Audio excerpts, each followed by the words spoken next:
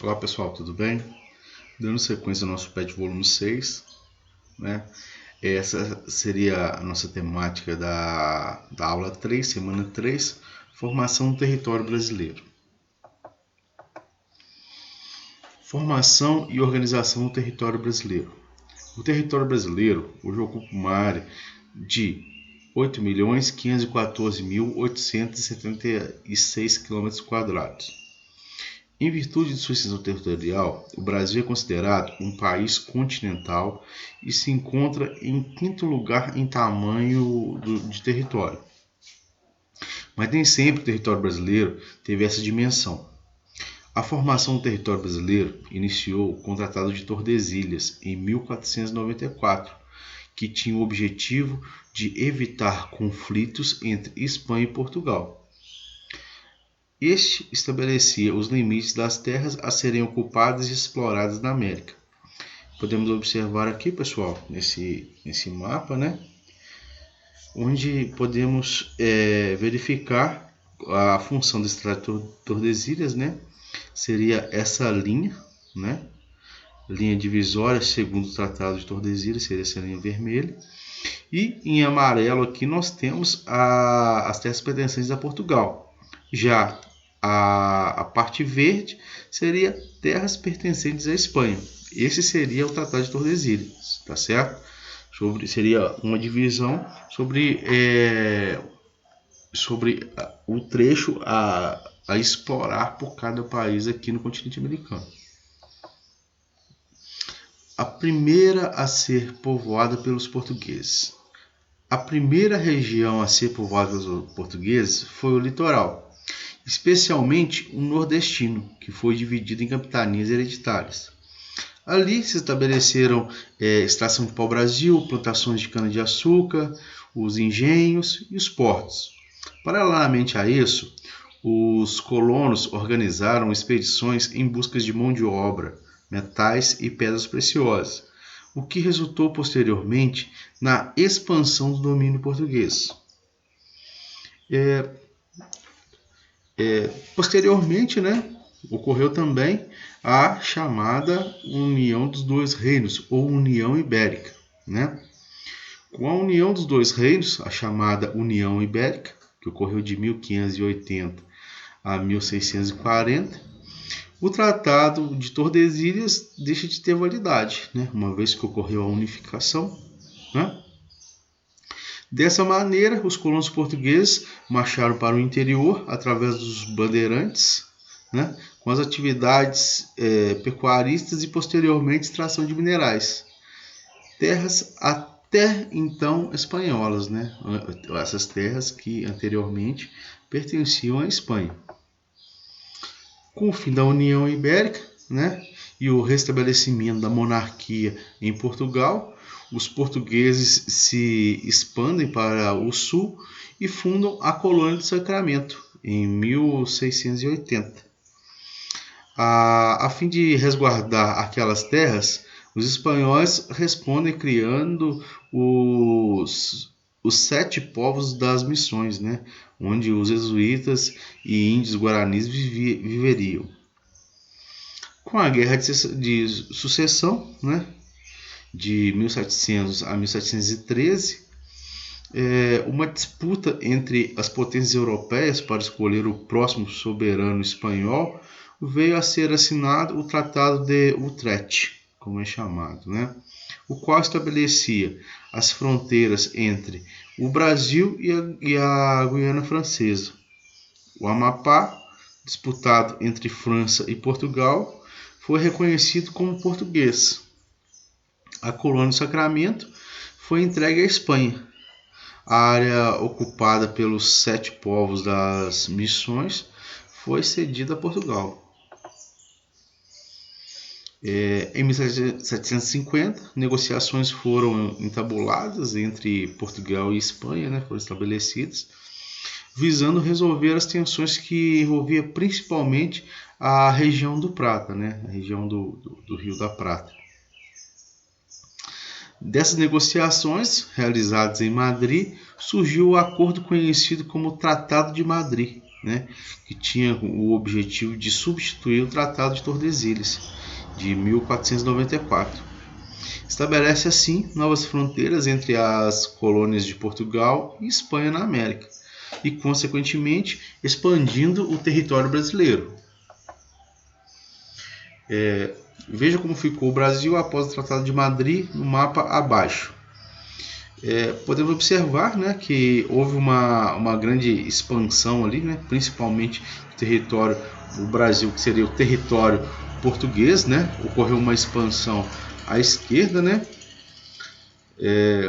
Podemos verificar aqui assim o território português segundo o Tratado de Tordesilhas, né, onde é esse aí. Já o Tratado de Madrid aumentou o Brasil para quase o formato original de hoje, né? Observe essa linha aí onde era o Tratado de Tordesilhas, né? Essa linha aqui, né? Seria a linha do Tratado de Tordesilhas. Porém, com esse novo tratado de Madrid, né, ocorreu essa expansão toda, começou a pegar esses fortes, que é o Forte de São José de Marabitanas, Forte São Gabriel, Forte Tabatinga, Forte Príncipe da Beira, Vila Bela, Cuiabá, Forte Coimbra, Forte Guatemi, Rio Grande, né? Pois é, o Brasil conseguiu praticamente boa parte do formato original de hoje, né? Mas ainda sofreu outras mudanças de expansão que conseguiu chegar nessa nomenclatura, né? Mas vemos o quanto evoluiu, né? O Tratado de Tordesilhas era apenas até essa linha vermelha. Com o Tratado de Madrid, expandiu o território brasileiro até essa área toda aqui. Todo esse conjunto aqui equivale ao Tratado de Madrid. A vinda da corte portuguesa para o Rio de Janeiro. Em 1818, com a vinda da corte portuguesa para o Rio de Janeiro, mais uma vez o território brasileiro sofreu novas alterações. O café passou a ser o principal produto de exportação do Brasil. Com isso, os estados de Minas Gerais, Rio de Janeiro e São Paulo ganharam importância econômica. A banda oriental do Uruguai foi incorporada ao Brasil como província da Cisplatina, e da Guiana Francesa foi ocupada militarmente. Em 1817, o Brasil deixa a Guiana Francesa, mas obtém o reconhecimento da posse da Foz do Amazonas. Porém, as Províncias Unidas do Rio da Prata alegam que a área cisplatina lhes pertenciam, e tem início a Guerra da Cisplatina, que durou de 1825 a 1828. A solução é a criação de um Estado independente, né, a República Oriental do Uruguai. Assim, o Brasil acabou perdendo parte do seu território. Paralelamente, nesse mesmo período, se registra a criação das províncias de Alagoas, né, em 1817, Sergipe, 1820, Amazonas, 1850 e o Paraná, 1853. Tivemos também a Guerra do Paraguai, né? A Guerra do Paraguai foi um conflito que aconteceu de dezembro de 1864 a março de 1870 e colocou o Paraguai contra o Brasil, Argentina e Uruguai. A guerra foi o resultado do choque de interesses políticos e econômicos que as nações platinas, né, possuíam durante a década de 1860. Ao longo dos anos de conflito, o grande prejudicado foi o Paraguai, né, que teve a sua economia arrasada e perda de território, né? O Paraguai perdeu 90 mil quilômetros quadrados para o Brasil nos tratados de paz, o que inclui as cidades atuais de Ponta Porã, Dourados, Naviraí, no Mato Grosso do Sul, Pato Branco, Francisco Beltrão, no Paraná, São Miguel do Oeste e Santa Catarina. Lembrando que dos conflitos que ocorreram aqui na América, a Guerra do Paraguai foi um dos mais sangrentos, teve o maior número de mortes aí. Com a proclamação da República, né, em 1889, as províncias passaram a se denominar estados, né? O Brasil, que vinha aumentando seu território durante o século XX, entrou em um impasse com a França. Os franceses alegavam que parte do Amapá lhe pertencia, pois não reconhecia o rio Oiapoque como fronteira. Porém, em maio de 1900, após disputas diplomáticas, né, lideradas pelo Barão do Rio Branco, a questão foi resolvida a favor do Brasil e uma faixa de terra de 250 mil km² foi incorporada ao estado do Pará.